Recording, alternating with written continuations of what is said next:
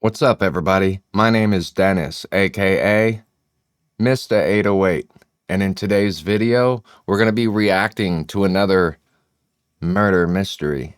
And in today's video, it is titled, Family Discovers Missing Dad's Head Inside of a Garbage Bag.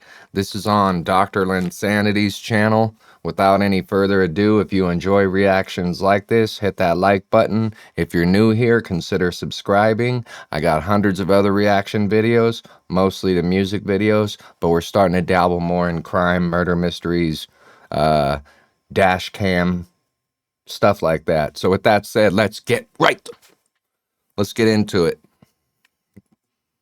Shall we? Actually, we'll go right there. There's some chart right here that's saying the truck, there was a truck that must have backed up right here that's here, right? Okay.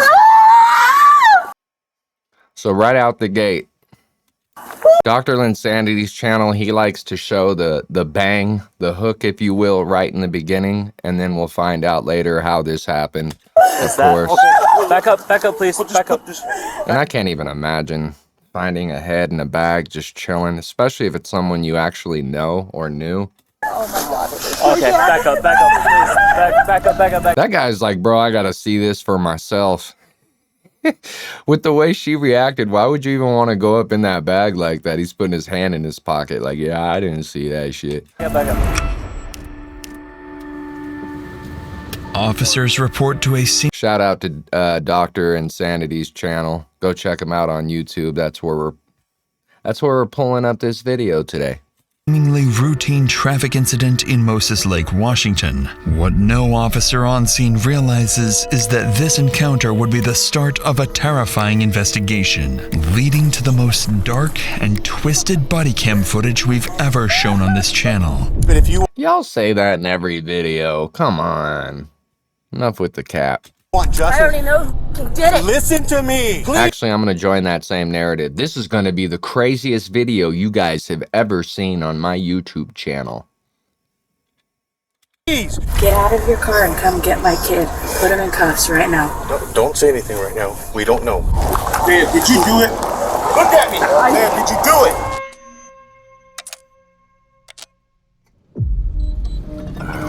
Nothing like coffee to start off my morning.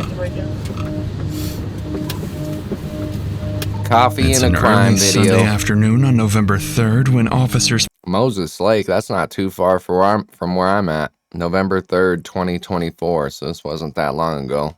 Almost a couple years ago. patrolling downtown Moses Lake identify a truck matching a stolen vehicle report logged just hours earlier. Multiple police units have been dispatched, more than typically assigned to a stolen vehicle report. Almost as if, from the very start, police somehow knew this vehicle theft report would soon unravel into something much worse. 145 Mac. We're slow rolled in. Parking at Porterhouse. Inside the vehicle is 27-year-old professional athlete Isaiah Thomas, the former A-star wide receiver for Eastern Oregon University, who is currently armed with a weapon. So semi-high profile. Wide receiver. Whoa. Hey, go and get out of the car. Get out of the truck, please. I don't follow college football at all. Maybe you guys have heard of this guy. I never have. And it looked like he down bad. It don't look like he's gonna be going to the NFL anytime soon. Here's what happened. The truck was reported stolen. Whose truck is this? He's looking at him like, what? Did you just... This truck is not stolen? Are you crazy? You talk to me, man. It's my truck. It's your truck? Yeah. Okay. Do you have your ID? Registration? Just go ahead and turn it off, please. This is my goddamn truck. I apologize if it's your truck, but it wasn't registered in your name, man. Yeah, I know. Okay. There's ammunition in the front seat. Okay. Okay. As long as you chill out, bro. Everything's gonna be okay. All right, man. Just come on and step out of the car, okay? The ammunition on the passenger seat suggests that Isaiah might be carrying a weapon. The officer quickly realizes that this encounter That or he's putting fucking bullets on his pizza, right? Like Arnold Schwarzenegger. Got fucking bullets on my pizza. could escalate at any Wasn't funny, Dennis. Sorry, I'm just waking up. moment, so they We'll get there, we'll get there. swiftly order him out of the vehicle, only to uncover something interesting about his identity. What up, Greg? What's up, man? Alvarado? Yeah, how you doing, Isaiah? Another day. Another day? So I take it they know each other from high school or some shit. They don't come here. Don't reach for anything. They're Put gonna it- detain you right now. No, bro. Okay, Okay. make sure you don't have any weapons on you, okay? I do got a weapon on me. What do you have? I think I got a knife right here. You have in a my knife? pocket. Yeah. Pocket knife? This one? That's it? Okay. Gotta take a seat home.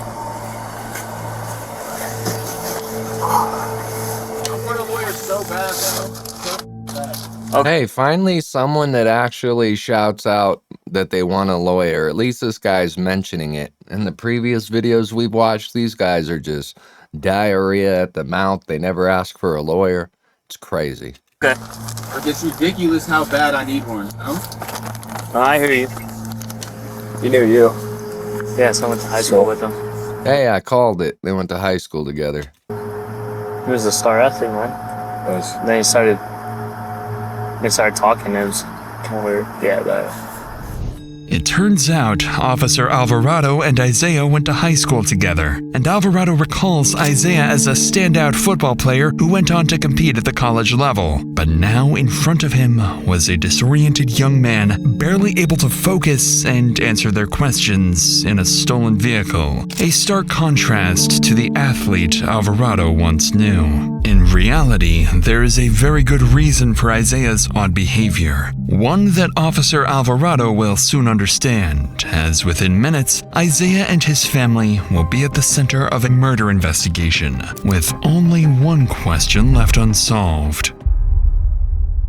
For now, officers decide to contact Isaiah's family to inform them of his recent actions and detainment. They quickly get his family contact details and call his mother, 47-year-old Cassie Thomas. However, the information Cassie provides shifts the course of the investigation in an unexpected way. Hello? Hello, this is Officer Alvarado with the Mosaic Police Department. I'm trying to reach Cassie. This is she. Hey, do you have a son, Isaiah? Yes, I do. We had a call earlier. This is the type of call that no parent ever wants to receive. And now my son's a teenager. He's like almost 18 years old, and I'm just always like, push a straight and narrow path, son. I try to teach you right from wrong. Don't be careful out there, champ. Right? About him being in someone else's vehicle. He's in a truck now, a gray Chevy Silverado. Okay. We're trying to figure out if this is his truck or not, because he's saying it is, but the person that called about him said that he stole the truck from another neighbor. No, that's his and his grandfather's. Okay, who's his grandpa, if you don't mind me asking? Richard? Richard? Yeah, he probably let him borrow it. He's staying with his grandfather right now. What's the address? 430 Dale. Yep, that's where the truck was taken. Okay, that's Okay. weird. Yeah, no, that clarifies something, because we thought potentially this truck might have been stolen, so we were trying to No. figure it out. No, I'm sorry about that. No She sounds just like a friend of mine's mother, like spot on. worries. At this point, Officer Alvarado begins to realize the mistake they've made. Now it makes sense why Isaiah immediately asked for a lawyer. He was being accused of something he clearly didn't do. As Officer Alvarado continues speaking with Isaiah's mom, he decides to ask about something that's been worrying him since the very moment Isaiah stepped out of the truck. I went to high school with Isaiah. He never really like this. Is everything okay? It should be. He should be fine. Okay. He He's just seemed a little bit off to me when he was talking. Well, probably because he's being accused of something he didn't do. So. It's his grandpa's truck. Oh, Yeah, he Yeah. lives at 430 Dale. But thank you for answering my phone calls and my questions. It actually helps out a lot. Okay. All right. Okay, thank you. Thank you. Bye. Bye. Officer Alvarado doesn't know it yet, but his suspicion that something is very wrong with Isaiah isn't far from the truth. Still, with no evidence tying Isaiah to a crime, they have no choice but to release him. But as he walks away, Officer Alvarado follows him, hoping to reconnect with his old friend. Alright, bro. Let's walk over to the front of your truck real quick. I just want to tell you something with that right now. I know you don't want to talk about this, but it's cool. You don't have to, okay? So, you alright, man? You like off the books, do you want to talk about anything? Because I'll turn off my camera right now. We can have a conversation, bro. Like, it's just like we're at a time right now, bro. Yeah? It's a time in everybody's life, bro, where they just need to, like, really reevaluate what's going on, you know? Yeah. If you need anything, please don't hesitate to call. I'll sit down and have a conversation. This dude may have just lopped off somebody's head and stuffed it in a bag, and it's trying times, man. We all gotta, we gotta figure out what's going on in this world, right? But I'm good. We just gotta figure it out. We just have to figure everything out. We just have to dot our I's and cross our T's real quick. For you, bro. For sure. Alright? Yeah. Take care.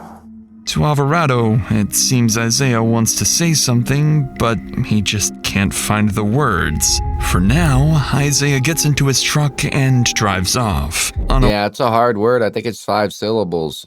Decapitation. Decapitation. Not many people. There's many people out there that don't know the word decapitation. Aware that this won't be the last time today he'll be accused of a crime. Dun dun dun. Dispatch, can I help you? This is only 2 hours later after the initial contact with the police. Yeah, I was wondering if I could speak to somebody about missing person. In Moses Lake? It's my father. Nobody's seen him. Yes, Moses Lake. Okay. And his first and last name? Richard. And I believe the gal talking is the same mother of, I already forgot the dude's name. The guy that originally got pulled over, I think this is his mother that we were just hearing speak a little bit ago. Richard Andrews. And what is his home address? Is it the 430 Dale? Yeah, it is the same person. Correct. All right, Kelly, I've got this report started. I'm going to hand it over to the officers. Maybe not, though. She looks different in that photo than in the one we saw earlier. I just need you to try to find a recent picture of him. And if you hear from him or anything changes before they contact you, go ahead and give us a call back and let us know, okay? Okay.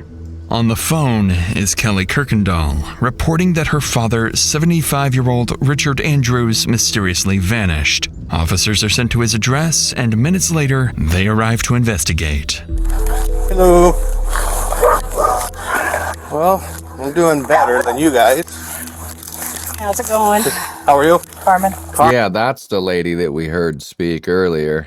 This lady. Carmen? All right. Carmen, no, Cassie. She's the one that was on the phone earlier with the detective.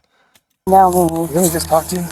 Waiting for Sergeant Rodriguez are Carmen, Kelly, and Cassie. I take it they're all sisters. Daughters of Richard Andrews, Yeah. the missing elderly man. So the gal on the left is Cassie. This is the mother of the dude that got pulled over. And then these other 2 ladies are her sisters, which would be his aunts. Look at that. We got it all figured out. Open shut case over here. As he begins speaking to them, hoping to learn more about their father's disappearance, a familiar face steps out of the house. So, we have no idea.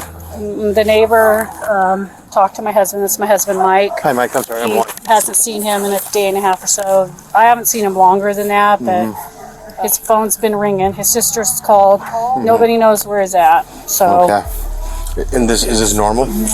And then here comes the guy that was pulled over earlier. I can't remember his name. We'll figure it out. No. What's wrong? Okay. That was the weirdest, most staged sound. What's wrong? What's that? Nothing. Do you know where is it your grandfather? Yeah, it's my grandpa. Do you know where he's at? No, I have no clue where he's at. No. You didn't. Oh my God. Yeah, look at that guy's body language. We talk about body language a lot when we're watching these little murder, mystery, homicide videos. But look at old boy's body language. We're going to run that back. What's going on? Yeah, that's my grandpa, but we have no idea where he is at. Hoping to learn more about their father's disappearance, a familiar face steps out of the house. So we have no idea. The neighbor talked to my husband. This is my husband, Mike. Hi, Mike. I'm sorry. He hasn't seen him in a day and a half or so. I haven't seen him longer than that, but his phone's been ringing. His sister's called. Nobody knows where he's at. Here he comes. Here he comes right here. And is this normal? Bottom left side of the screen. Fuck, I just realized you guys can't even see him because my camera's in the way. Nah, you don't need to see him really. You can see his face, but he just, yeah. The way he goes, whoa, what's going on around here? No. What's wrong? Okay. What's that? Nothing. Do you know? Nothing. Do you know where is it your grandfather? Yeah, it's my grandpa. Do you know where he's at? No, I have no clue where he's at. No, I don't have any clue. Yeah, that's sus as fuck. You didn't.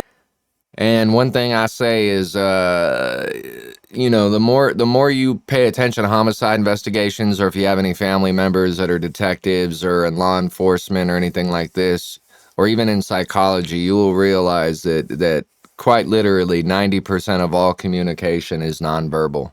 Things we do with our hands, things we do with mannerisms with our body, whether we look at you, not look at you, things like this. And that guy has I am hiding something all over his body language. Tell you anything where he was going? Did you see him leave? No. So basically what I did see was him talking to somebody out here. He was kind of like parked a little farther out. Like he pulled off to the side a little bit. They're talking in the window. I looked down. That's it. He did tell me that he was going up to the res, but I just got confirmation from Greg, right? But he's not there, so I don't know. Which res? Colville? Colville? Yeah. Okay. Yeah, he has property up there, but we already put a phone call up there, and they said nobody's there. About what time was it when you saw him last? I don't remember. Was it morning, afternoon, night time? It was afternoon. Afternoon? It wasn't like late afternoon though. Okay. Alrighty. While officers are surprised to be speaking with Isaiah and his mother Cassie for the second time that day, their priority right now is finding his grandfather, Richard. With the timeline now established, Something tells me it's not this gentleman's priority to find his grandpa, Richard. I saw him talking to someone. No, you didn't. You just know what you did, and you're trying to set somebody up. You're trying to get any eyes off you, brother. You fucking scoundrel. and Isaiah believed to be the last person to see Richard, Sergeant Rodriguez turns his attention to him. But for all we know, maybe it wasn't this guy. We really don't know for sure yet, so we're just assuming over here, and we know that gets us into trouble. But as their conversation unfolds, he begins to notice something strange about this family. You said you saw him about a day and a half ago? And that would have been, yesterday afternoon sometime or the day before? Yesterday, no, not yesterday. Was that a day? A day and a half ago. So Friday, today's Sunday. Friday. So yeah, bro. So November 1st. Smoking the weed, bro. When you saw him, what were you doing? What was going on with that? Right there, smoking. Okay, and where was he? Right there, talking to that guy. And then I looked down, boom. And then that was that. Okay, Like, Was it weird for you that he wasn't here or anything like that? no. Okay. He'd be gone for weeks. Yeah. Oh, because he has his property. He'd be gone for weeks at a time. No one would be hearing That's from him. why he's tripping. Why are we tripping? Yeah, bro. Y'all. But the only thing that's weird is that he left his wallet here. and That's his the phone. only weird thing that got me. Okay. But it's not. That's very strange to me. That it's normal for him to be gone weeks at a time. But not. Oh, I just realized this guy's like smoking weed, like right in front of the officer, but they're in Washington where it's no different than a guy drinking a beer in his front yard. But, yeah, being in Idaho, it's still not like that. It is quite literally legal in all states that surround Idaho, but Idaho's like, get your goddamn dope out of here. We don't need it. Oh, Jesus. 1974 Idaho out here. We know where he's at. Meanwhile, you drive literally 10 minutes up the road and go buy weed legal, and then you come back home 10 minutes away, and now you're like committing felonies and shit. It's so stupid. Usually down at the column. Yes.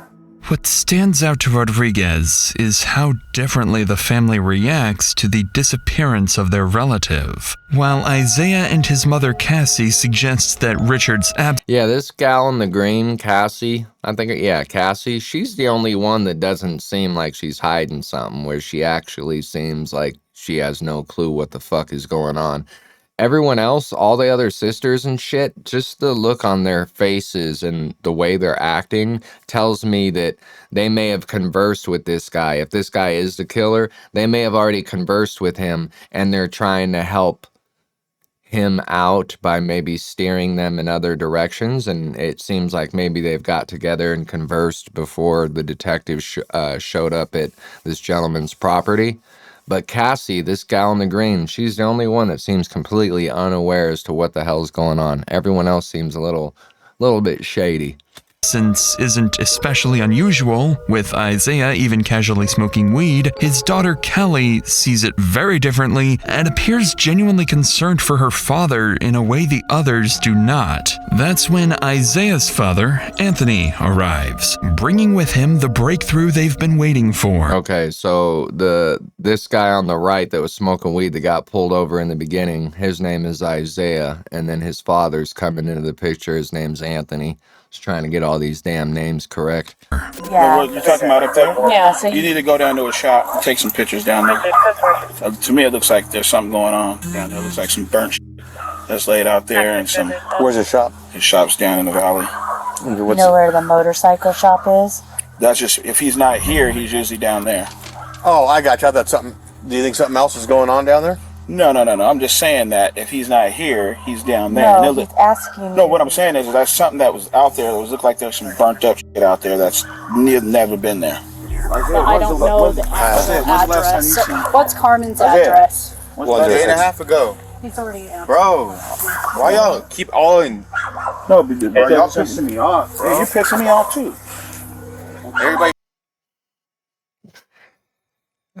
Hey, why y'all pissing me off, man? You know this motherfucker be gone for weeks at a time and shit. I'm just trying to smoke my weed and drink this Pepsi. Trying to get into the NFL, but that ain't gonna happen. And now if I could just enjoy this blunt one time, I'm trying to sip my Pepsi, but y'all fucking tweaking over this, man. You know he's gone for weeks at a time. Everybody pressing me and shit like... Pressing me like I can't make this shit up. No, it's okay. You're the closest thing to him. Okay, the last and I person told we you. seen. That's why. So All right, I'm not gonna get. No need to get frustrated about it. I just I have to keep repeating myself. Would you be able to take one of my officers down there to where his shop is at? Yeah. Just so that way we know exactly what we're talking about. Right. And so that way if he's there, that's great. Right. Do you remember what he was wearing, Isaiah? I do not recall. Because that's part of the report that I'm taking, so I can enter it into the system. I'm not bugging, bro. Okay, I know. I'm just letting you know. Gray slippers. I can't. Okay, well we're gonna leave that. No, those are in the house. So you need jewelry? Jewelry. No. You don't wear jewelry. Yeah, hold on, let me. I'm sorry. Let me talk to him. Thank you. You don't wear jewelry. Okay. You want to have him follow him? Yeah. So, because we don't know the exact address, if you want to follow Anthony down to his shop down in Cascade Valley. Okay. His cell phone's here, wallet's here, everything's here, dog's here. Just whatever he had on his person in his pocket is all we have. Okay. So, all right, thank you. Anthony and several other family members head to the shop with a deputy, while Sergeant Rodriguez stays behind to gather the remaining details. As he does so, he takes note of the family's statements so far, and what stands out is Anthony's frustration with Isaiah. It seems like the two of them know something the others don't, as the way Anthony questions his son sounds like he's accusing him of being involved with Richard's disappearance. Meanwhile, Isaiah is being defensive, claiming everyone is overreacting. His mother, on the other hand, remains calm, smiling, and at times even answering questions that weren't directed at her. Rodriguez notes the contrast in this family's behavior and steps away to drive to Richard's shop. But before he can go, Isaiah's mother would make a horrifying statement. There we go. One that would come back to haunt her. So I'll get this logged in, and then if you guys have anything, give me a call.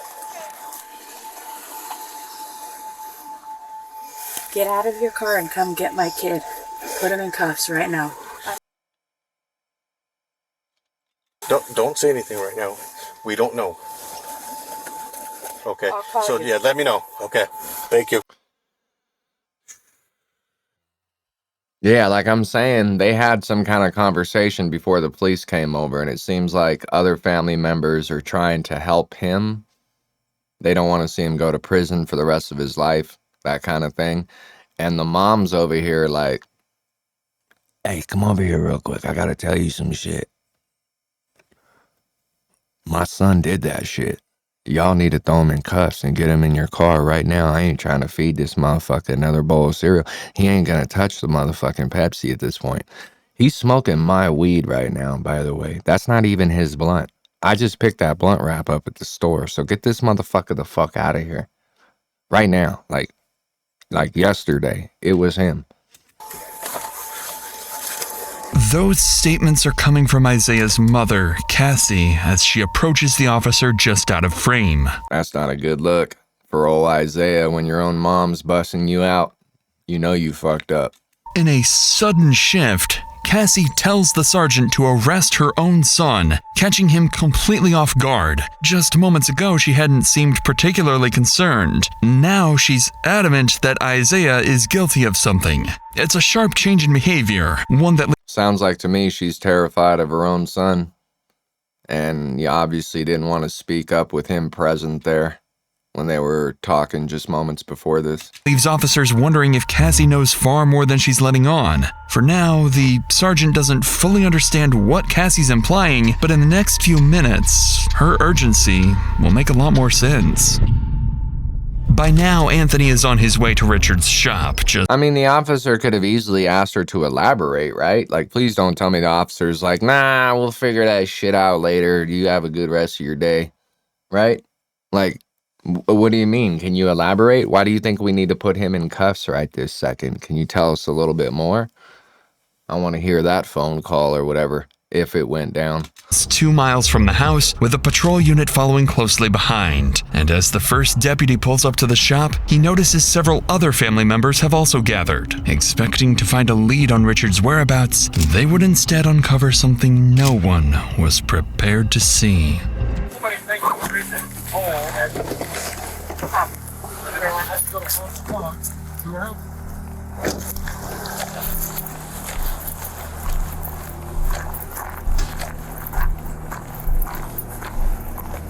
Lose on some chart right here, they're saying. Truck, there wasn't a truck that must have backed up right here, they're saying, right? Okay. Is that okay? Back up, please. But how did they get to this point? Is this not the same yard that they were all just conversing in, or this is a different we'll figure it out. Back up, please. Back up, please. I want to see. I want to make sure. Back up. Hold on. I don't see anything. Him, calm down. Oh my God. Okay, back up, please. Back up. Okay, ma'am, can you come this way, please? Ma'am, can you come this way, please? Ma'am.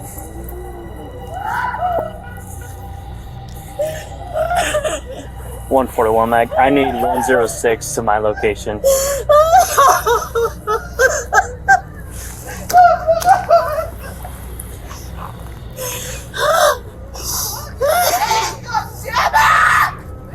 Okay. Ma'am, can you take her over there, please? Please. This is now a crime scene. We need to Yes, I know. I'm trying to get her. Okay, I know. Oh, Kelly.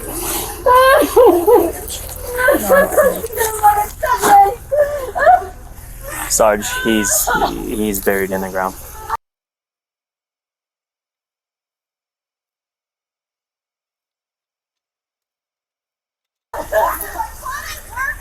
There's someone buried underneath the ground.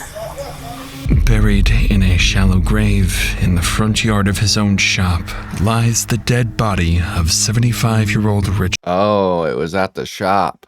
Richard Andrews. Richard's daughter, Kim, is the first to see him. She recognizes her father immediately, revealing part of his leg with the same jeans he always wore. It's a horrifying discovery for them to make. Even the deputy is shaken and unable to control the situation on his own. But as he observes the family, something about it feels off. By the time he arrived, the family had already begun digging, and within moments of uncovering Richard's body, they started pointing fingers, fixating on the one person they're convinced.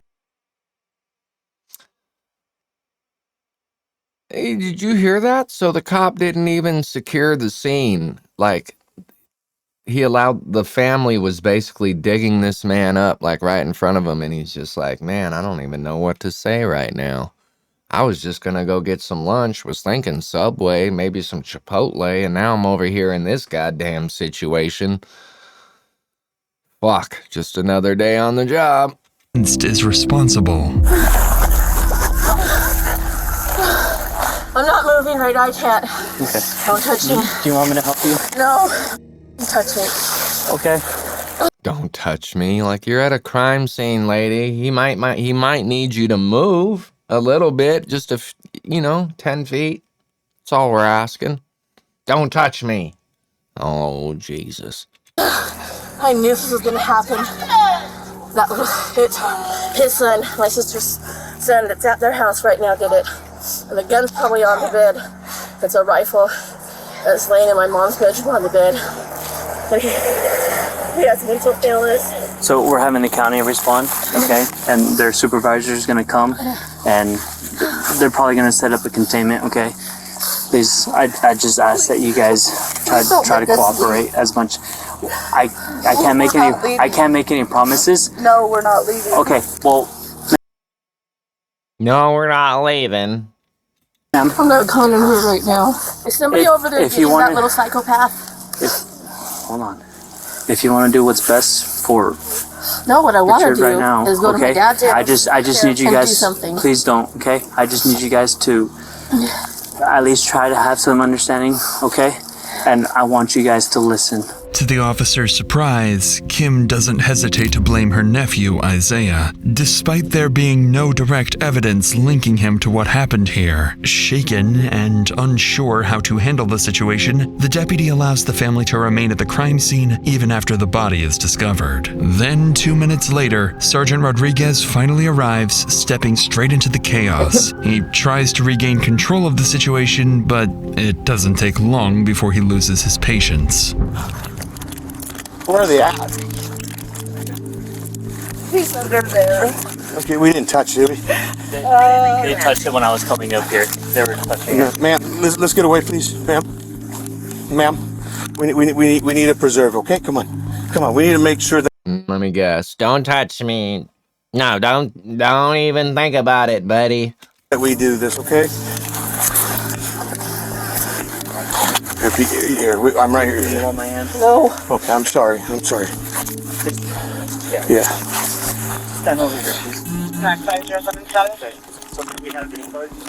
And then it looks like there's some stuff burned. Okay. Yeah, we need everybody, please. We need everybody back, please, okay? Ma'am, we do need everybody out of here. If you want, we need to preserve this, okay? I get it, you're upset. But if you want justice... I already know who did it. Listen to me. Every family has one of these, right? They're always overweight. They always act like they know everything. They act like they know more than police or anybody else. They're on all the message boards complaining about everything under the sun. And this is that family's Karen, right? I already know who fucking did it, buddy. Open shut case right now. Fucking go get him, hem him up. It's time to a tree. Let's get this shit on the goddamn road. It was that motherfucker, and I know it. All right, lady, chill. We gotta fucking do our job still, right? Please, I know you know. Yeah. We need other things to make this work. Please.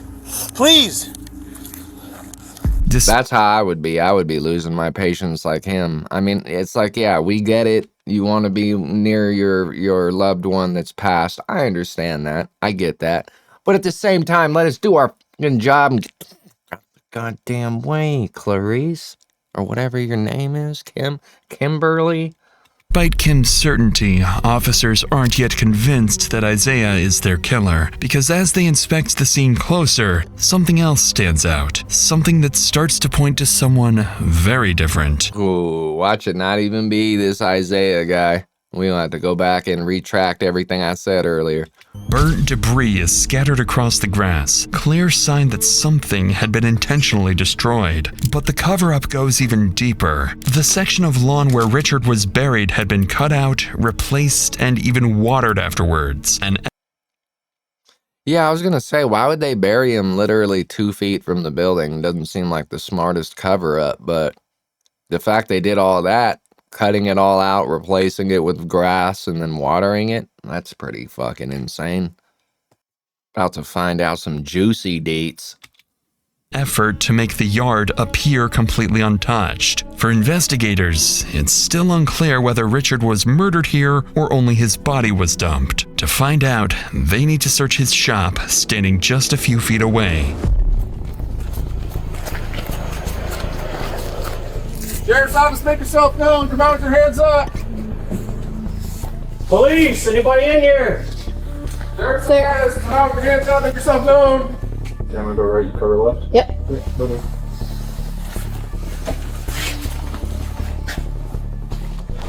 want to bump up to that door? Go. Got it.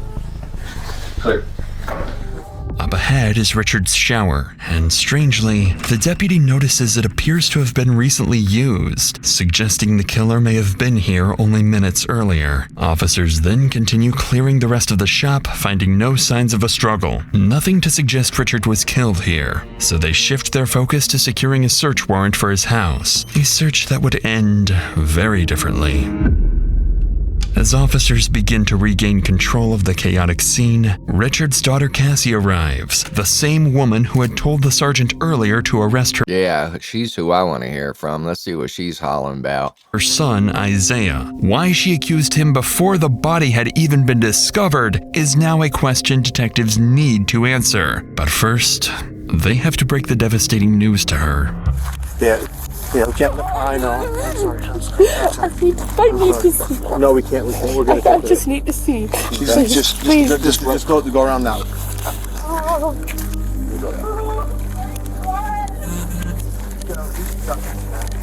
That's gonna be his, but the family members are the ones driving it. So. No. Please, let me see. No, you can't go. Now you can't. Listen. You I just gotta see. Why do you have to see? He's like dismembered. That's not something you want to remember as your last image of this guy. Or any loved one that passes away. Anthony, we can't cross the line. Look over the I know I'm not gonna go across the line. She just wants to look over the line. She won't go past the line. I'll make sure. Look by the door. Please. By the door. By the door. Okay. Naturally, Cassie is distraught, not only because her father is dead, but because she suspects her own son may be responsible. For now, officers continue securing the scene and prepare to send Richard's body for autopsy. But as they do, they begin to overhear the family frantically talking amongst themselves, and what they're saying would suggest the situation is only escalating, because someone else might be about to get hurt. Right, we have one that's confirmed in a shallow grave. Do not start talking, please. Don't say anything. Just be quiet, please. You know what's going on. It's over there already. I get it, but I've heard everybody, but we need things to figure out. 106 Mac, we need. First of all, these people shouldn't even be over here right now. Once they realize there's a body on the scene, I don't know what the rules are, but they should have been able to just kick them all out. Y'all have to do it moving elsewhere and let us do what the fuck we have to do over here. all this fucking side banter and calling and gossiping and shit. Units down at 430 Dale. Ma'am, please. I can't get out. You guys are behind me. We're gonna have to leave the truck here for now. 29 Please. Where am I supposed to go then? I just want you to walk that. Fucking Uber, right? Or just walk away or have someone come pick you up, lady. Wait, please. 145 background clear. You big ol' hunk of hostility. Hey, David. There's 106 name. 106 Mac. I have the father heading down to 430 Dale, and possible suspect is there, and it might not be good. According to Carmen, Anthony is furious and already on his way back to the house, convinced his own son Isaiah is responsible. He's just seen the body of his father-in-law buried in the ground. So what he does next is completely unpredictable. He takes a bubble bath. I was just trying to think of what would be the most crazy, unpredictable thing. He just booked a flight to Hawaii. Just saved money on his car insurance by switching to Geico. 15 minutes can save you 15% or more on car insurance. Multiple units are quickly sent to the house, racing to get there before Anthony confronts Isaiah. Minutes later, officers make it to the house just seconds ahead of Anthony, who is right behind them, along with the rest of the family, all demanding answers.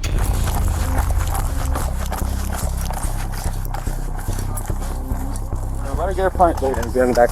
Nope. Just stay back. Stay back. Stay back. Did you? Back up. Stay back. Go back now. Yo, come on. Did you, Isaiah? Nope. Need you guys to stay back, okay? Please. Just to the left. Secure him in your car. Thomas. No. Frisk him for weapons, please. Man, did you do it? Please stay back, sir. Sam, did you do it? Look at me. Did you do it? Please. I need you to stay back, sir. Did you do it, Isaiah? Look at me. Why would I listen to you? Yeah, you're my firstborn. Did you do it? There. One more time. No, bro. I'm sorry, that's not the Oh, my Lord. You said, what the hell, bruh? Get off my nuts, Dad. God damn it. The fuck I look like? Alright, just go ahead. He said, I just want my lawyer. Go in here. Have him take a seat.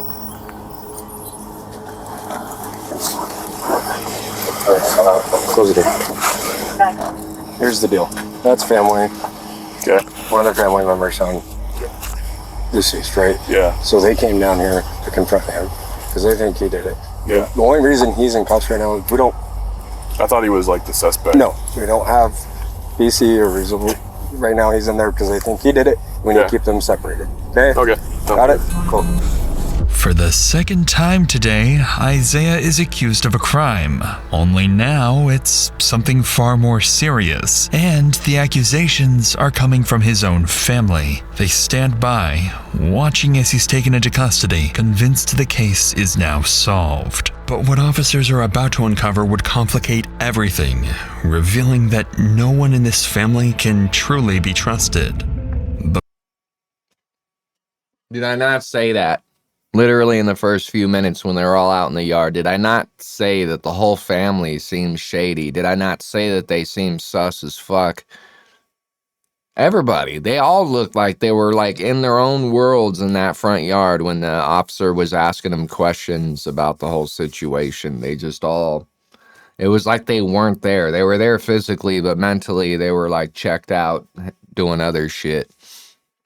Isaiah especially. Before we get to that, I used to just keep all my money in my bank account, not really thinking it was possible to grow it without having to wrap my head around all the different investments, especially with their high yield. Simple. See, Chime's high yield, that into perspective. There are no monthly fees when you open a new Chime checking account through my link, chime.com/DrInsanity, or just click the link information that would begin to piece together. There we go. To discover the body, and they're about to learn that he has vital information that would begin to piece together this meticulous murder. So let's start from the beginning. How do you know that who would have vital information? Damn it. All right. By now, all right, we're back. We're where we need to be. My bad, you guys. Trying to skip that ad. Richard's daughters are too shaken to talk, so investigators turn to his son-in-law, Greg, one of the first to discover the body, and they're about to learn that he has vital information that would begin to piece together this meticulous murder. So let's start from the beginning. How do you know the guy who works on the shop out here? Richard is my father-in-law that I married one of his daughters last year. Okay, so he is your current father-in-law. He is my father-in-law, and we live across the street. Okay, so you're pretty close with him. I was very close to him. Okay, what do you think happened? I think that there may have been some type of transaction at Richard's house with Isaiah. I don't know exactly the full details of what's going on with him, but I know he's been having issues, paranoia issues, and things of that nature. What do you mean by transaction? Like an altercation? Yeah, what I think is Richard's, he's old school. He's not into the wacko tobacco or the marijuana. And I think maybe the wacko tobacco. I could just see it now, this old man and then this younger athlete wide receiver. He's like, you could have been a goddamn NFL player. You out there with your wacky tobacco shitting off with these hoes and using goddamn streets. Fucking around with all that jungle music. You need to settle that shit down. You don't need to be smoking that goddamn crack. And he's like, it's fucking weed, Grandpa. I don't give a shit what it is. Get that dope out of my sight. Matter of fact, you ain't coming around here anymore, buddy, with all your fucking wacky tobacco bullshit over here. And then Isaiah lost it, bro.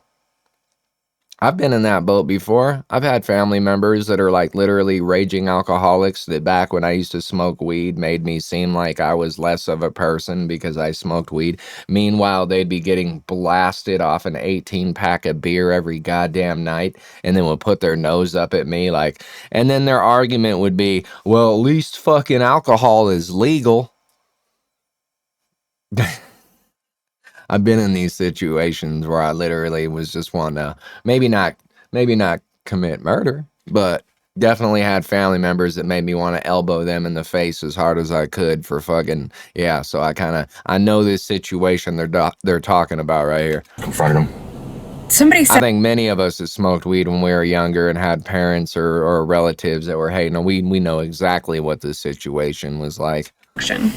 Like an altercation? Yeah, what I think is Richard's, he's old school. He's not into the wacko tobacco or the marijuana.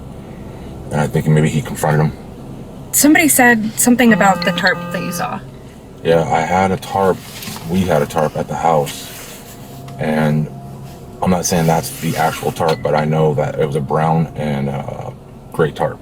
That you had at your house? That we had at our house, and it was sitting right there in the, really by my truck, but where the barbecue is and stuff, and I haven't seen it, so I don't know if it blew away, I don't know, but it was missing. And sure enough, when the family began digging, they discovered Richard's body had been fully wrapped in a brown and gray tarp. With that tarp belonging to Greg, it now Damn, this is gonna get juicy, you guys. Buckle up for this. At this point, I still don't even know for sure if it was Isaiah. We might find out it's someone completely different or another family member maybe helped him do it. Possibilities. Either he just incriminated himself, or whoever did this used it specifically to frame him. And Greg has his own theory about who may have set him up.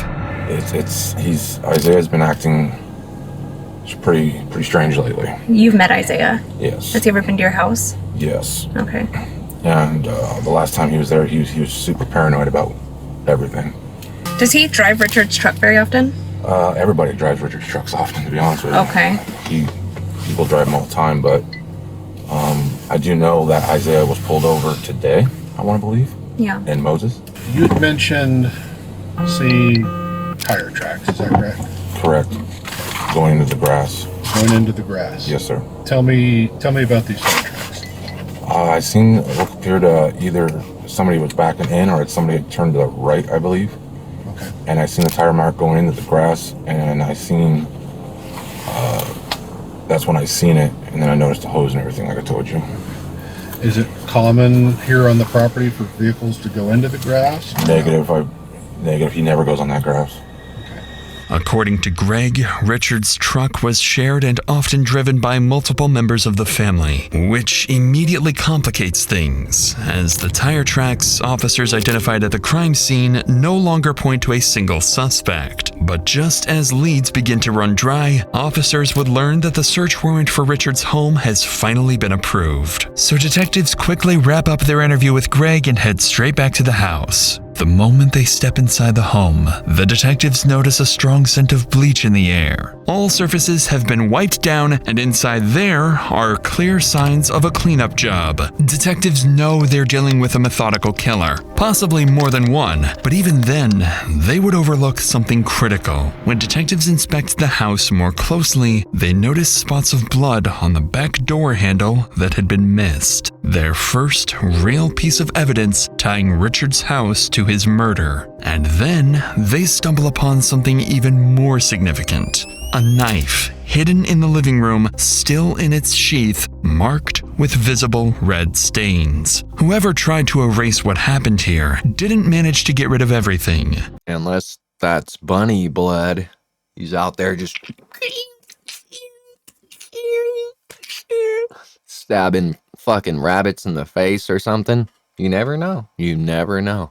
With the scene processed, all evidence sent for forensic analysis, and the family dispersed, the focus now shifts to the man back at the station. Since his arrest, Isaiah has refused to cooperate, but now as officers return to confiscate his clothing, they're about to discover the most crucial piece of evidence may have been right in front of them all day. Okay, Mr. Thomas, can you take off your shoes?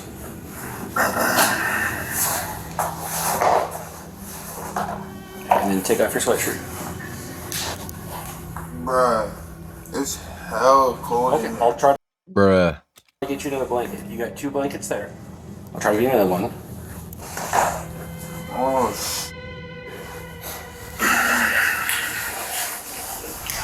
When officers hold up Isaiah's shoes, they notice they're covered in dirt and possibly dried blood. It's the first and only detail that could place him anywhere near the crime scene, but it's far from definitive. With the day coming to an end, investigators finish processing their findings and prepare for tomorrow, hoping they'll finally be able to answer what really happened to Richard. As for Isaiah, by continuing to refuse to speak, he has effectively handed his fate over to his family, who have already begun forming theories and accusations, with even the closest relatives ready to completely turn on each other. Damn.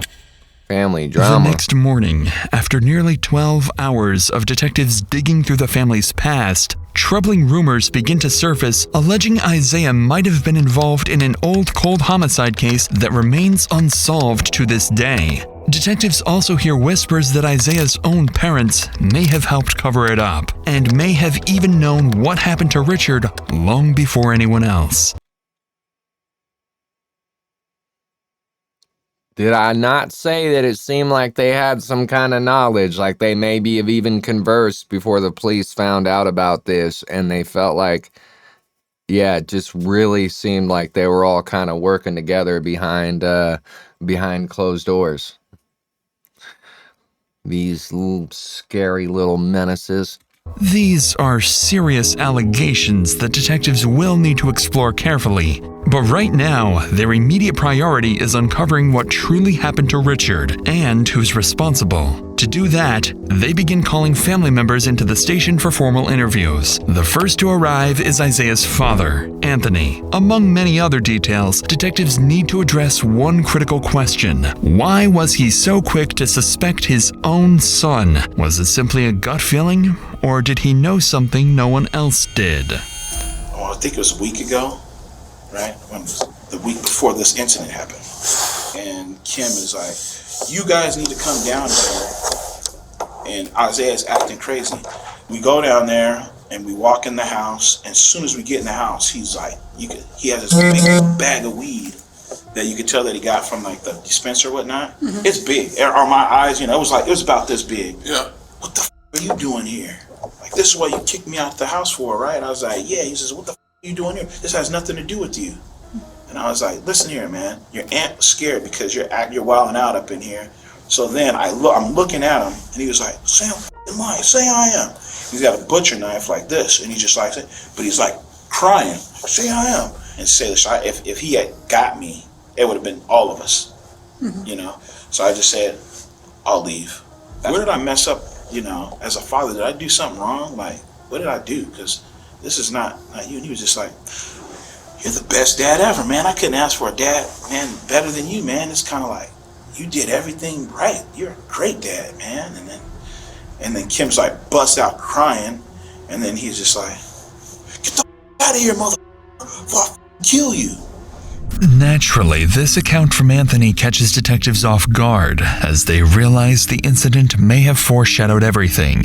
So they pause the interview and look into it, confirming that it did in fact occur. 1 week earlier, police were called to Isaiah's aunt Kim's house after reports that he was experiencing a manic episode. And as detectives Weed hits certain people differently. I had a friend of mine who shall remain nameless, but when we were in our early 20s and we were both heavily messing with weed at the time, he started getting weird, really weird, almost exactly what they're describing with this Isaiah character, where he would just get so fucking paranoid, and to the point where I would get uncomfortable and be like, "Bro, you gotta leave. I don't know what's going on with you. We're smoking the same weed right here, and I'm chilling, I'm making music, I'm laughing, I'm eating food, and you're over here acting like someone's coming to kill us or some shit." And, over the years found out that certain people, depending on how much and what their tolerance is, marijuana can affect them and throw them into complete psychosis and having schizophrenic episodes, and apparently long-term abuse of weed can, don't quote me on this, but maybe can cause people to become what's the word I'm looking for? Not manic, but it's like schizo. It could basically make you a schizophrenic, depending on your tolerance and many other factors. So everything they're describing with this is Isaiah guy. I had a friend that acted just like this for maybe it was a month, but then I can't remember what happened. I think he maybe chilled out and didn't mess with weed for a while. And at the time, I swore, at least what I assumed was that he was mixing other shit that I didn't know. I was just smoking weed, but he was messing with, maybe he started messing with Molly and some other shit around that time. So I assumed that it was that kind of shit fucking with him and not just the weed. But yeah, literally just like this. And it's scary to think that something even just like weed can just turn people into fucking demons. 99% of the time, no. If anything, you got to worry about alcohol 1,000,000 times more than anyone abusing weed, but it happens. View the body cam footage of that incident, it quickly becomes clear why the entire family believes he did it. Please don't shoot, just tase the fuck out of him, because he got a knife. He's got the knife with him? Yeah. Okay, That's my husband. Okay. That's our oldest son. And okay, what's his issue? Is he... do you guys want to just stay out here? I know he's your son, but we just don't know what the situation is, right? Isaiah, do you have a knife on you? Do you want to go down to the ground just to verify, man? Hey, Isaiah, we're going to put you in cuffs, but it's just for our safety, okay? You're not under arrest. We just want to make sure you're okay? You want to go down to your knees, man? Jeff. Good, put your hands behind your back, man. Can you put your hands behind your back? Again, you're not under arrest, okay? Just doing this for your safety. This is recording? Yeah, you're being recorded on the camera right here. So, is it supposed to be red when it's recording? Yep. See how it's blinking red? Oh, okay. Yeah. Okay. You want to walk over here to our car, man? We're gonna have to figure out what's going on and then kind of just go from there, okay? When officers detain Isaiah, they find him in tears, struggling to hold himself together. And as they pull him away from his family, he's about to tell officers something unexpected about himself. What's going on today? I'm just going through a lot of shit right now, so. Okay. Do you have any plans to hurt yourself or anything like that? Nah, not. I mean, I guess everybody do, but I mean. Do you have any plans to hurt yourself today? Nah, not today. Okay. But this past week. Just having a rough time. Yeah. But it's all good, bro. I'm bounce back, bro. I'm going to shake back. Yeah, but it's all good, bro. I'm gonna shake back again. Yeah. And again. And again. Do you want to go to the hospital or anything like that? And again, huh? Do you want to go to the hospital or anything like that? Nah, bro, it's good. Like, I'm good. So what was the deal with the knife? I got a swisher in there. It's called, it's a blunt, basically, and I use a knife and I split it. To take out the tobacco to put my weed in. At first. Most people just use their fingernails, bro. A nice little split. It's not that difficult. You don't need a damn buck knife for that. But then me and my aunt started arguing when that knife was on the table, so. And you just had it already? It was already there. And we started arguing. I wanted to leave, but she just. It's not that big of a deal. I was a good person, bro. No one said you're not a good person. I've never met you. I'm just saying, bro, like. And what happened? I just life, bro. Clearly, there is sympathy in the officer's voice as he realizes the man in front of him has been dealt a very difficult hand in life. And although Isaiah downplays the incident, in hindsight, it would read very differently. Because perhaps this was the last and only time something could have been done to prevent the tragic fate of Richard Andrews.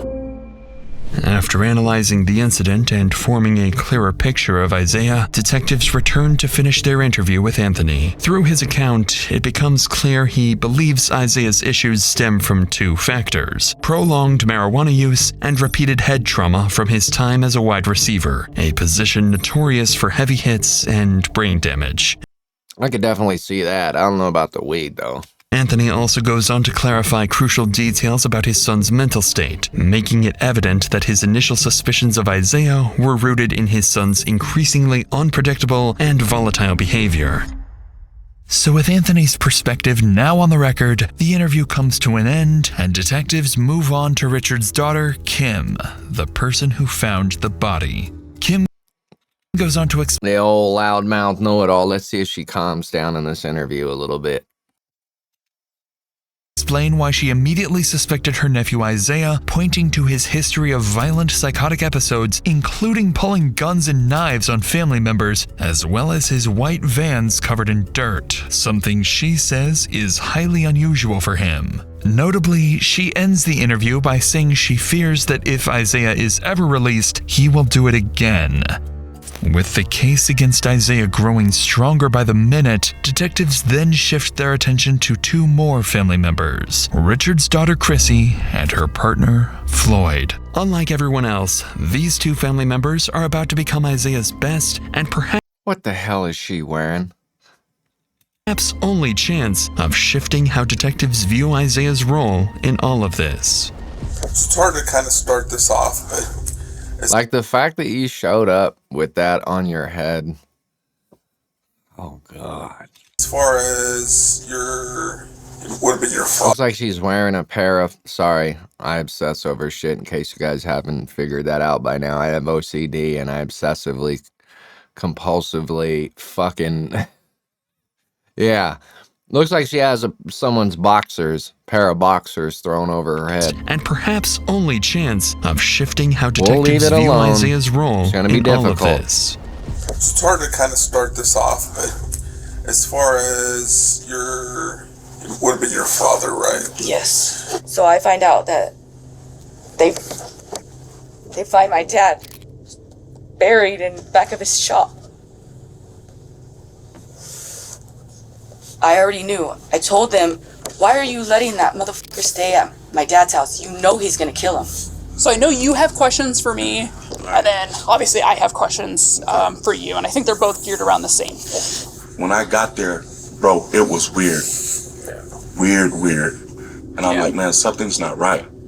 So I left, and that's when I told her and explained it to her. I even knew something was wrong before he had this episode. I said, something's not right with this kid. Something, hey, you guys might want to be careful. Sure as soon as we leave, all hell's break loose. Explain to me now the background, how you knew something weird was going on with Isaiah. Because prior to this, he was staying with us. And I'm not exactly sure what happened, but he starts a conversation with my son. He pulls out a pistol from his drawers. Isaiah, okay. Sets it down. I got back hold of my sister Cassie, and I said, you know that boy is sick. He's beyond therapy. He needs fucking help. Like, he needs to be medicated. The thing, like I said, the only thing that just bothers me the most, that kid does not clean at all. He won't even make an attempt. He'll drop something on the floor and just walk away from it and leave it there. And usually I'll even ask, hey, where's Richard? Because I'll say hi to him. But for some reason, it's just the atmosphere was just, I'm like, all right, something's wrong. So I got on the phone with her and I'm like, oh, he's still wigging. He's wigging hard. And I said, your sister's tripping. I said, your sister acting like she's scared to death. Well, she knows he goes to his episode. Of course he's scared. I'm like, okay. As when after we found out what really happened, is that she knew what he did.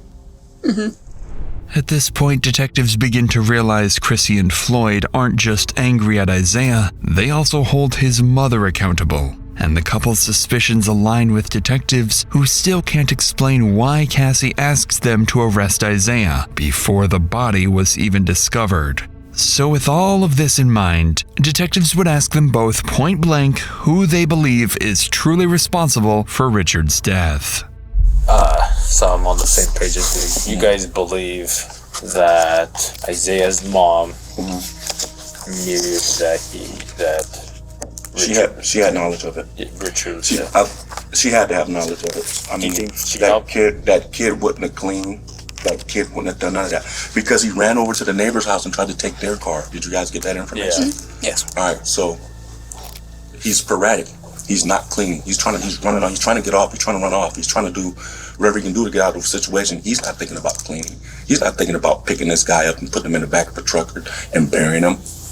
And then go down to the valley to go get a tarp, then go back up there in her dad's truck and they see it and go back up to the house and wrap him in the tarp and then come back and down to the valley, which is across the street from her sister's house, and bury him in his auntie's house. When you said that you believe.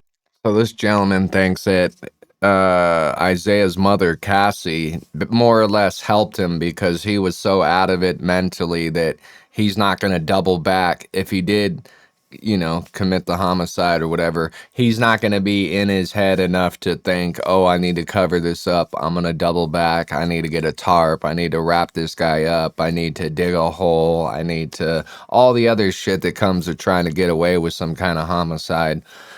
And because of that, he's assuming that his mother, Cassie, played a role in it and probably helped direct traffic at very least, and maybe even was there when he maybe killed him. We'll find that out in just a bit. Terrible. Go give someone in your family that needs it a hug. We all have that person in the family that needs a hug a little bit more than most, and I don't think we're doing that as much as we should. So go out there and hug the family member that you know that is lacking and needs more than the average individual does when it comes to affection from other people. Do you believe that she helped cover the body and cleaned up? I can't go that far. Okay. I can't go that far because she doesn't have that mentality. At the end of this conversation, if she's not arrested by then, I don't know what to tell you guys.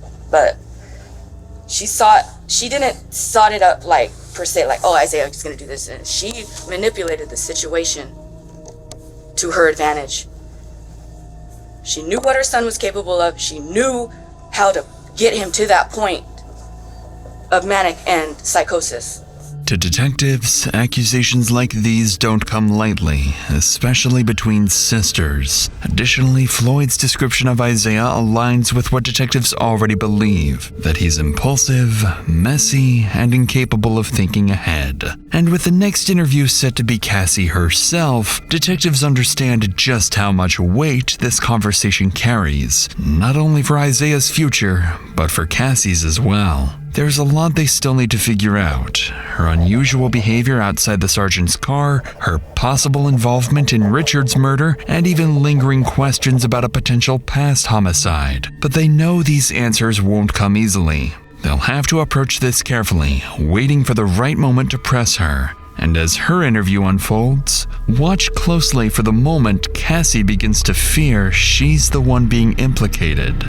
She already has her. She's the only one that has her arms crossed up like this. No one else is doing that. The one person that has apparently some information worth hiding. There's no easy way to start this conversation. Go for it. Okay, sorry. I'll work through it. Okay. So, how has Isaiah's mental health been in the last few years? It sounds like he's been suffering.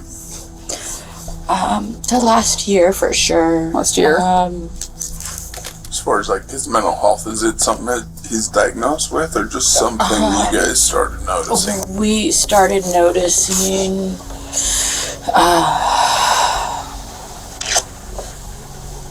I'm trying to remember everything. October, it was before October of 2023. So back for around... Yeah. I believe that's when he started smoking, and he didn't want to work, he didn't want to do that type of stuff, and we kind of were like, well, he's going through it, you know, he's done playing football, and that's... I think that's what it came down to. His love was all about football. I bet if he had to do some work to make shit happen on the field, he would do it.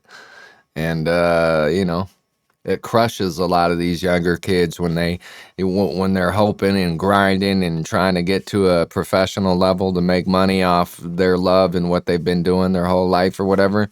I think he lost it mentally when he realized that football wasn't going to be his way out. And he basically refused to fucking do anything else. So even though at the time he's like a 19, 20, 22-year-old man in the prime of his life, once the football thing didn't line up for him, he's looking at it like, I'm done. I'm not doing that work shit. My life is over. Walking around like he's 70. And it's a shame because a lot of times that'll happen to kids that excel in sports but don't excel at such a level that they could get into the pros and make an actual living off of it. Something he's done since he's 5 years old, you know. Yeah, she just said it's all he's done since he was 5 years old is just play football. Like life change. Oh yeah, no school, no schedule, no workout. Clearly, Cassie appears emotional, possibly even carrying a sense of guilt as she speaks about her son. Beyond that, nothing about her behavior stands out to detectives as suspicious. But as the interview continues, she begins recounting the same incident at Chrissy's house, where some noticeable differences between her story and the rest of the family starts to emerge. I knocked on the back door. She doesn't keep her back. She uses it for her front door, but it's just... And I walked in, and my son's sitting at her little kitchenette table there. There's marijuana all over, a big bag, some paraphernalia. But he's sitting there with a knife. And I walk in, I was like, son, hey son, what's going on? What are you doing here? I said, well, what's going on with you? Is everything okay? And he didn't see my husband. His dad came in behind me, and he's seen his dad, and instantly he's pissed. What the are you doing here?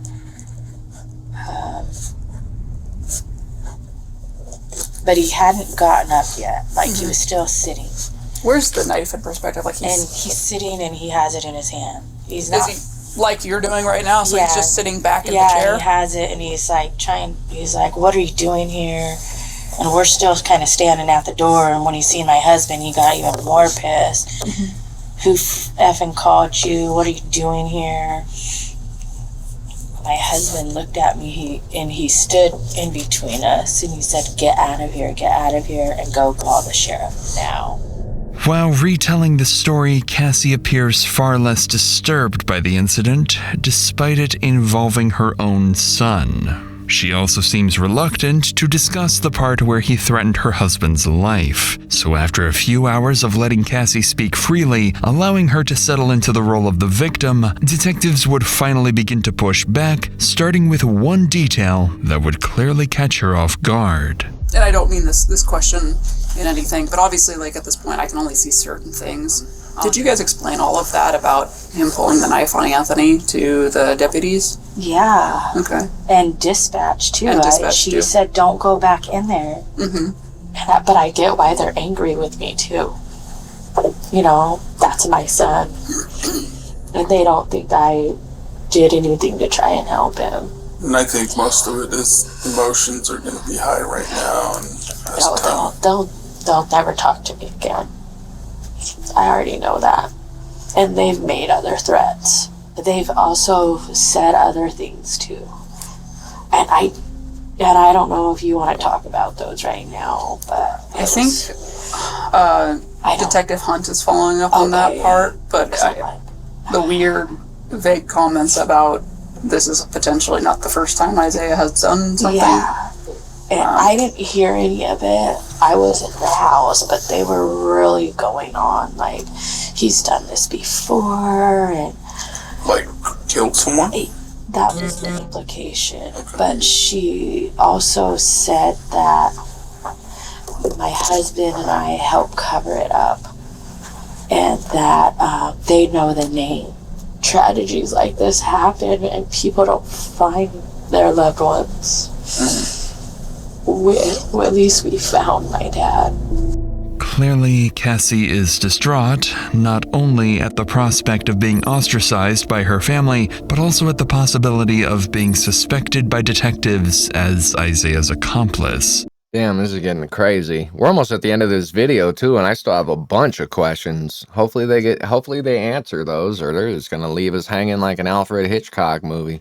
But there's still one more question detectives need answered, after which they'll have made up their minds about Cassie. When you went to Sergeant Rodriguez and you made the comment that it's him, you need to get him in cuffs, you need to get my son in cuffs. Why for you in that moment did you knew it was Isaiah? Where was your mindset at?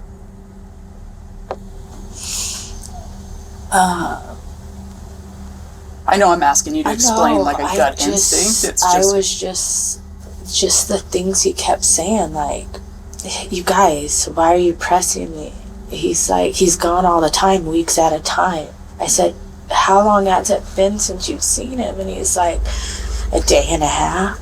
So you've got kind of every other family member that's here that's worried and everything like that, and his response didn't seem to match your guys's. Right. You just know. You feel it. It's like, then I'm like, he has to get handcuffed. He has to go to jail. You know, I just felt it, and I'm his mom, you know, and I'm not in denial. And I do think personally you did the right thing. I think you handled everything as best as anyone could, as best a parent could. And I don't think that me saying that's going to bring you any comfort, but I do believe it. Despite her unusual behavior, the detective appears to take Cassie at her word, believing she may be genuinely innocent. Her family, however, remains unconvinced. After wrapping up this and several other family interviews, investigators find themselves between a rock and a hard place. So far, there's no concrete evidence that Chrissy or anyone else was involved. In fact, at this stage, there's barely enough to definitively prove Isaiah's involvement. So Isaiah remains in jail, hoping that with the right lawyer and no further discoveries at the house, he might still be able to walk away scot-free. 1 week passes before the case finally sees an update, but it's not the one investigators were hoping for. The autopsy results have just come in. According to the coroner, Richard died at his home from a severe knife wound to the neck that resulted in significant blood loss. He also showed signs of blunt force trauma to the head, along with bruising around both eyes. His body was then dragged out and later buried in a shallow, tarp-wrapped grave at his own shop. But even with these horrific findings, it says little about who was responsible for Richard's death, other than suggesting it was someone deeply disturbed. And with every passing day, both detectives and the family... One thing I'm confused about the title of this video, and I know this guy has done this before where his titles will be different than what actually happens in the video. Kind of clickbait, if you will, in a way. It says, the family discovers missing dad's head inside of a garbage bag, right? That's what it says. That's what the title of this video is. And yet, when they discovered the body, they even said it was like his legs and his jeans. Like they recognized it was the father because he always wore the same type of jeans. And it's like, well, what is it? Did they discover his body in a shallow grave and saw his legs? Or was there actually a garbage bag that had a head completely separate from the grave, right? We didn't hear nothing about none of that. And I'm over here like, bro, if that's the case, stop titling your videos like Begin to that, fear that bro. No one likes clickbaity shit, right?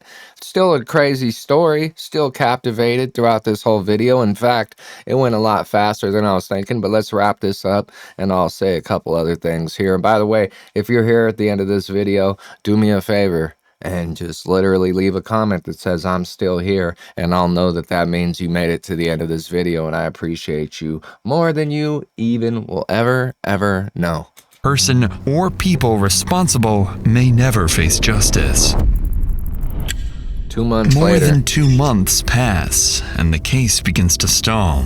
But then, investigators catch a break. They receive a major update from the jail where Isaiah is being held. So detectives rush over and meet with one of Isaiah's fellow inmates who has some very interesting information to share. Oh man, please don't tell me this guy got hemmed up because he was self-snitching to some random person in the dam that was locked up with him. That's what it sounded like. We're both detectives on Most Lake PD. First off, we're not here for your case. You're not in trouble or anything like that. This is about a different case that we wanted to talk to you about. With Isaiah Thomas, how does he act in there? Crazy. He's kind of like out of his mind. Yeah. What kind of stuff does he do? He bangs on the door, and then he starts screaming blood, blood, blood all night, and he doesn't let us sleep at all. Okay. So all night he's keeping people up? Yeah, he is. Does he piss people off there? Yeah, he does. Okay. What have you heard as far as like his case? Well, that he killed his grandpa. Yeah. That he let his throat open. Okay. And that before he killed him, that he asked him if he believed in God. Oh, really? Yeah. What did the grandpa say? That he did. Okay. And then he just did it. Did he say why he killed the grandpa? Yeah, he was his grandpa was him. Oh, really? Yeah, since he was a little kid. Okay. Yeah. When he killed him, was grandpa trying to do something to him? Did you guys catch that? Nah. He said that his reasoning, at least from what he told this guy allegedly, the reason he killed his grandfather is because his grandfather had been molesting him since he was a young child.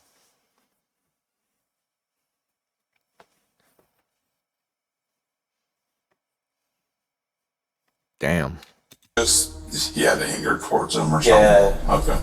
Sure enough, what the inmate describes aligns with key details from the autopsy, particularly the fatal wound. But even then, investigators can't be certain. The inmate could be telling the truth, or saying whatever he thinks will benefit him in hopes of a reduced sentence. But that uncertainty would soon come to an end with an update from Isaiah himself. 2 weeks after speaking with the inmate in early February, Isaiah pleads guilty to second-degree murder and unlawful disposal of human remains. On March 10th, he is sentenced to a maximum of 20 years in prison, along with mandatory mental health treatment and no contact orders involving several family members who cooperated with the investigation. As of now, no other family members have been charged, with law enforcement ultimately concluding this was a solo actor homicide, dismissing any allegations of parental involvement. Bro, that's wild. 20 years in prison, mandatory mental health treatment, no contact orders with certain family members that are terrified of the guy. And let's keep it honest. Let's keep it a buck. This guy is young. I would guesstimate he might be 25 years old, roughly. Right? And if he has even semi-decent behavior while locked up in prison, you know, he's working, things like this, there's a very good possibility that this man is out in 10 years and just on the streets. No big deal. 10 years. 2035. He's already been behind bars. This is a 2-year-old case, roughly. He's already been behind bars for probably a year and a half. 9 more years. This dude could just be out. No big deal, working at your local Walmart. I don't like that. And as for the alleged prior homicide, police have so far found no evidence linking Isaiah to any unsolved cases. Now, if he did actually get diddled, molested, whatever, from his grandfather, and that is ultimately what had him with this messed up mental state and the grudge, and he ended up deciding to take him out because of that, we obviously will never know that. But if that is actually what happened, and that was his motive, then I can completely understand why he would take it to that level. I get that. I was abused when I was a youngster, and I'd be lying if I said that the person that did it to me when I was younger, I would be lying if I didn't admit that there were times when I fantasized about getting that person out of here, off the map. Never did, fortunately. Right? I grew up, learned to move past it, learned to stop blaming myself and other people and shit. But yeah, that shit hits home for me. So if old grandpa was doing weird stuff with him, grandpa gotta go. 10 years and he's gonna be out. What do you guys think about that? You think that's enough time? I know it says 20 years, but a lot of times they be doing like half these sentences so long as they're, decent behind bars. That's a crazy video. Again, my name is Dennis, aka Mr. 808. I do these videos. I do reaction videos. I make music. If you're new here, consider subscribing. We're on the road to 6,000. If you're not new and you're used to watching my videos, much love. I appreciate you guys for coming and tapping in. Do me a favor, drop a comment on whether or not you think that Isaiah should have got more time for that. His involvement in that homicide. Outside of that, be good, never bad. Stay happy, never sad. I am out this mug. Much love, everybody.